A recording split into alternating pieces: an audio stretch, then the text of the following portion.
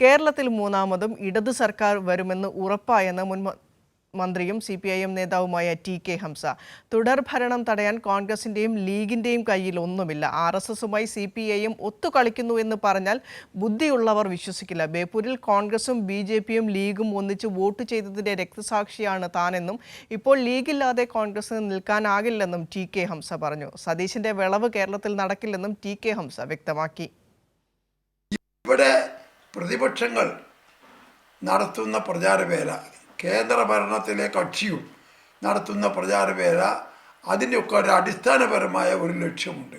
അതെന്താണെന്ന് ചോദിച്ചാൽ, രണ്ടാമത് കമ്മ്യൂണിസ്റ്റ് പാർട്ടി അധികാരത്തിൽ വന്നത് അവരെ ഞെട്ടിച്ച് കളഞ്ഞിട്ടുണ്ട്. മൂന്നാമതും അധികാരത്തിൽ വരും എന്നുള്ള ഭയം അവരെ വല്ലാതെ വിഷമിപ്പിക്കുന്നുണ്ട്. മൂന്നാമത്തെ അധികാരത്തിൽ വരികയല്ലാതെ വേറെന്താ വഴി? കേരളത്തിൽ ഇദ്ദേഹം പിണറായി വിജയൻ മുഖ്യമന്ത്രിയായി വന്നതിന് ശേഷം പല കാര്യങ്ങളിലും ജനങ്ങൾക്ക് അനുകൂലമായ മാറ്റങ്ങൾ ഉണ്ടായിട്ടുണ്ട്. ഒന്ന്, യാതൊരു വർഗീയ കലാപവും കേരളത്തിൻ്റെ മണ്ണിലില്ല. മൂന്നാമതും ഇടതുപക്ഷ പാർട്ടി വരും എന്ന് ഉറപ്പിച്ച് ഞാൻ പറയുന്നത്, ഈ സാഹചര്യങ്ങളെ വിലയിരുത്തിയിട്ടും ഇത് മറികടക്കാനുള്ള യാതൊരു കഴിവും കോൺഗ്രസിനോ BJPക്കോ ലീഗിനോ ഇല്ല. ലീഗിൻ്റെ സംഘടനാ പ്രവർത്തനങ്ങൾ പോലും നടക്കില്ലെന്നറിയും നിങ്ങൾക്ക്. എന്തുകൊണ്ടാണ് നടക്കാത്തത്? BJPക്ക് ഭരണമില്ലാതെ സംഘടന ഉണ്ടാവില്ല. കാര്യങ്ങൾ നേടിക്കൊടുക്കണം, പ്രമാണിമാരുടെ ആവശ്യങ്ങൾ നടക്കണം, രാഷ്ട്രീയ കച്ചവടത്തിനുള്ള സൗകര്യങ്ങൾ ചെയ്തു കൊടുത്താലേ ലീഗിൻ്റെ സംഘടനാ പ്രവർത്തനം നടക്കുള്ളൂ. വെറുതെ ഇടയ്ക്കൊരു പ്രസ്താവന, ഒരു വർത്തമാനം ഇതിൽ കവിഞ്ഞ് യാതൊന്നുമില്ല. അവരിടപെട്ടിട്ടാണ് മതസംഘടനകളിൽ കുത്തിത്തിരിപ്പുണ്ടാക്കുന്നത്, സമസ്തയിലും മറ്റുള്ളതിലും ഒക്കെ. ഇതിനെല്ലാം ജനങ്ങളുടെ ശ്രദ്ധ തിരിച്ചുവിടാനാണ് പുതിയ ഒരു കണ്ടുപിടുത്തം.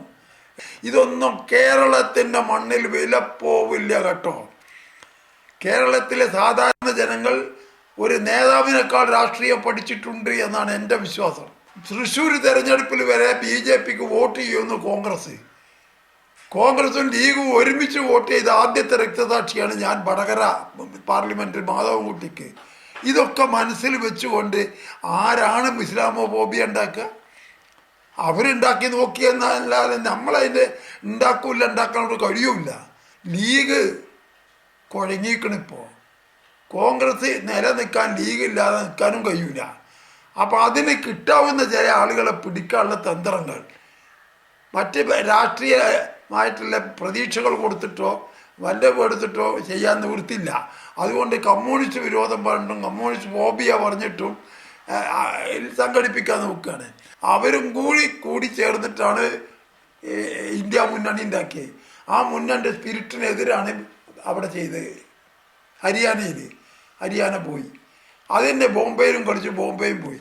അത് ഇന്ത്യയിലും കളിച്ചാൽ ഇന്ത്യയും പോയി. അപ്പോൾ BJPക്ക് സൗകര്യം ചെയ്തു കൊടുക്കുന്ന ആരാണ്? കോൺഗ്രസ്സുകാരാണ്.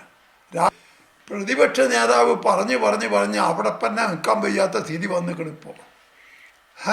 വെള്ളാപ്പള്ളി നടേശനും NSSും ഒക്കെ ചെന്നിത്തലയെ മുന്നോട്ട് കൊണ്ടുവരാനും സതീശനെ ഒതുക്കാനും നോക്കുകയാണ് ഇപ്പോൾ.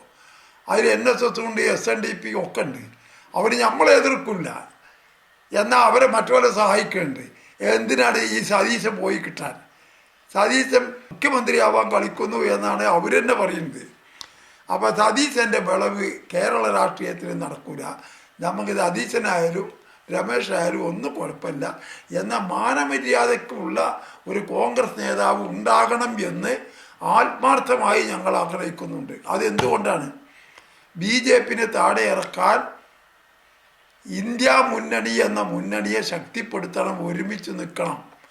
അല്ലാതെ തന്ത്രങ്ങളോ ഉപജാപങ്ങളോ കളിച്ച് BJP ഇറക്കാൻ സാധിക്കില്ല എന്ന് ഉറപ്പാണ്. BJP വിരുദ്ധ ശക്തികൾ ഒരുമിച്ച് നിന്ന് ശക്തമായിട്ട് പോരാടണം.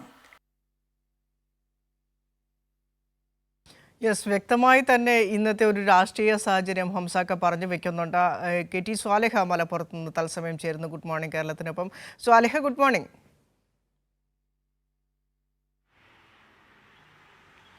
Good morning. സ്വാലിഹ്, കൂടുതൽ ചോദ്യങ്ങളുടെയോ പറച്ചിലുകളുടെയോ ഒന്നും ആവശ്യമില്ലെന്ന് തോന്നുന്നു. കൃത്യമായി തന്നെ TK ഹംസ പറഞ്ഞു വെക്കുന്നുണ്ട് ഒരു രാഷ്ട്രീയ സാഹചര്യം. ഏത് രീതിയിലാണ് കോൺഗ്രസിനകത്ത് UDF-നകത്ത് ലീഗ് ഇപ്പോൾ പിടിച്ചു നിൽക്കുന്നത്, എത്രത്തോളം ശ്വാസമുട്ടൽ ലീഗിന് ഇപ്പോഴും ഉണ്ടെന്നും കോൺഗ്രസിൻ്റെ ഇപ്പോഴത്തെ നിലപാട്, ജമാഅത്തെ ഇസ്ലാമിയെ പറയുമ്പോൾ എന്തിനാണ് കോൺഗ്രസിന് പൊള്ളുന്നത് എന്ന ചോദ്യം കൃത്യമായി തന്നെ ചോദിച്ചു വെക്കുന്നുണ്ട്. വെള്ളാപ്പള്ളി നടേശനും NSS-ഉം രൂക്ഷമായ വിമർശനം VD സതീശനെതിരെ ഉന്നയിക്കുമ്പോൾ എന്തുകൊണ്ടാണ് കോൺഗ്രസിലെ മറ്റു നേതാക്കൾ മിണ്ടാതിരിക്കുന്നതും എന്ന് ചോദിച്ചു വെക്കുന്നുണ്ട് ഹംസക്ക.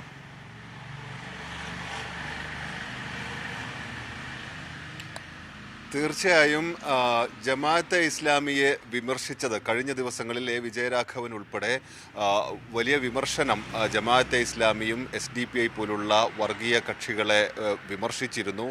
ഇതുമായി ബന്ധപ്പെട്ട് കോൺഗ്രസിനകത്തും മുസ്ലിം ലീഗിൽ നിന്നുമുണ്ടായ പ്രതികരണങ്ങളെ വലിയ കൗതുകത്തോടെയാണ് TK ഹംസ നോക്കിക്കാണുന്നത്. അതിലുള്ള വലിയ വിമർശനമാണ് അദ്ദേഹം ഉന്നയിക്കുന്നത്. ഇത്തരത്തിൽ ഈ ബന്ധമുണ്ടാക്കിയതിൻ്റെ, കോൺഗ്രസും BJP-യും ഒക്കെ ബന്ധമുണ്ടാക്കിയതിൻ്റെ ആദ്യ രക്തസാക്ഷിയാണ് ബേപ്പൂരിൽ താനെന്ന് അദ്ദേഹം പറയുന്നുണ്ട്. ഇപ്പോൾ ലീഗില്ലാതെ കോൺഗ്രസിന് നിൽക്കാനേ കഴിയുന്നില്ല. അതുകൊണ്ടാണ് ഇത്തരത്തിലുള്ള ശ്രമങ്ങൾ ഈ ജമാഅത്തെ ഇസ്ലാമിയോടൊപ്പമൊക്കെ ഈ അടുക്കുകയും ജമാഅത്തെ ഇസ്ലാമി പറയേണ്ട കാര്യങ്ങൾ UDF-ലെ നേതാക്കൾ, ലീഗിലെയും കോൺഗ്രസിലെയും നേതാക്കൾ പറയുകയും ചെയ്യുന്നത് എന്നാണ് TK ഹംസ പറയുന്നത്. എങ്ങനെയാണ് ജമാഅത്തെ ഇസ്ലാമിയെ വിമർശിക്കുമ്പോൾ അത് ഇസ്ലാമോഫോബിയയാകുന്നത്, ഇസ്ലാമോഫോബിയ വളർത്തലാവുന്നത് എന്ന് അദ്ദേഹം ചോദിക്കുന്നു. പ്രതിപക്ഷ നേതാവ് ഇത്തരത്തിൽ മുസ്ലിം ലീഗ് ഇങ്ങനെ ഓരോ നീക്കുപോക്കുകൾ നടത്തുമ്പോൾ അതിനനുസരിച്ച് പ്രതിപക്ഷ നേതാവും നിൽക്കുകയാണ്. കാരണം ലീഗില്ലാതെ കോൺഗ്രസിന് ഇനി മുന്നോട്ട് പോകാൻ കഴിയില്ല എന്നാണ് അദ്ദേഹം പറയുന്നത്. അതോടൊപ്പം തന്നെ ഇപ്പോഴുള്ള ഇത്തരം ആരോപണങ്ങളെല്ലാം ജനശ്രദ്ധ തിരിച്ചുവിടാൻ കൂടിയാണ്. ഏതെങ്കിലും തരത്തിൽ വ്യാവസായിക മേഖലയിലായാലും വിദ്യാഭ്യാസ മേഖലയിലായാലും കേരളത്തിലെ എല്ലാ മേഖലയിലും വലിയ മുന്നേറ്റമുണ്ടായിട്ടുണ്ട് രണ്ടാം ഇടതു സർക്കാർ. മൂന്നാമതും ഇതേ സർക്കാർ തന്നെ തുടരുമെന്നാണ് പറയുന്നത്. അതിലുള്ള ആശങ്കയാണ്. അത് തടയാൻ കോൺഗ്രസിനോ മുസ്ലിം ലീഗിനോ വേറൊരു ആയുധവുമില്ല. അതുകൊണ്ടാണ് ഇത്തരത്തിൽ ജനശ്രദ്ധ തിരിച്ചുവിടാൻ ഇത്തരത്തിലുള്ള ആരോപണങ്ങൾ തുടർച്ചയായി ഉന്നയിക്കുന്നത് എന്നുകൂടിയാണ് TK ഹംസ പറയുന്നത്. വിനിഷ. ശരി സ്വാലിഹ്, വ്യക്തമാണ്.